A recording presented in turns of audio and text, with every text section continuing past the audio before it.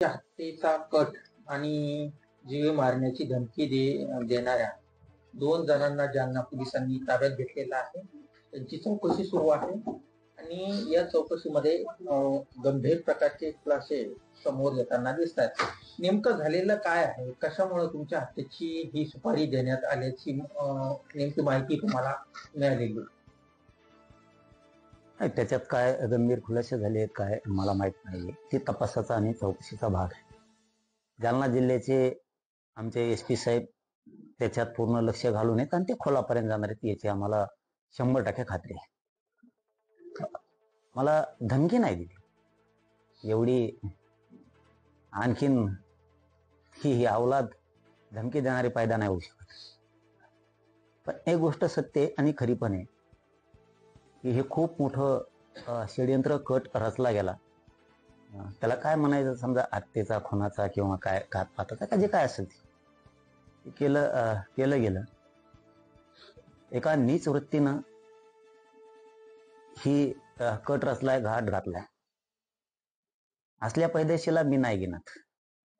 पण बाळ, एक गोष्ट लक्षात ठेवतो, तू जरी नेता असेल, लय चुकीच्या ठिकाणी हात टाकलास तू आता, हे तू विसरून गेलास.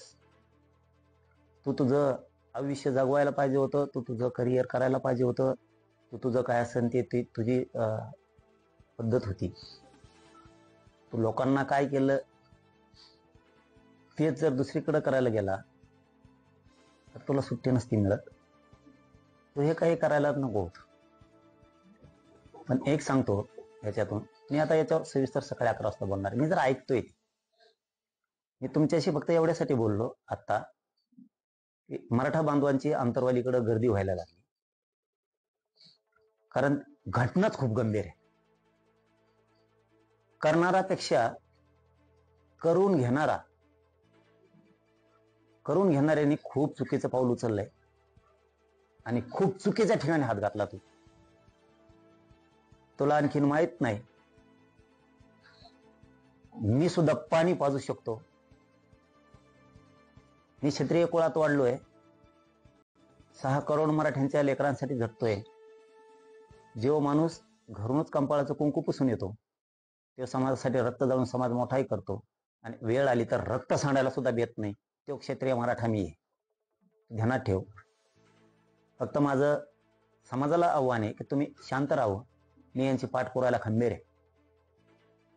हे असले धुडके किती काय येतात आणि किती का जातील. असल्या खरकाट्या पैदाशीला आम्ही आडवं बांधतो. त्यामुळं समाज खूप माया असल्यामुळं, प्रेम असल्यामुळं त्यांना दम निघत नाहीये. त्या आंतरवालीकडं प्रचंड गर्दी करायला लागली. त्यामुळे आपण शांत राहावं. मी व्यवस्थित आहे, एवढी टप्पर नाही कोणाची, ही गोष्ट करायची. आणि करणारे त्या नेत्याला सुद्धा लक्षात ठेव म्हणा, तू इथून पाठीमागं काय केलं कोणाला कळलं नाही, तिथून पुढं तू काय करणार आहे हे कोणाला कळलं नाही.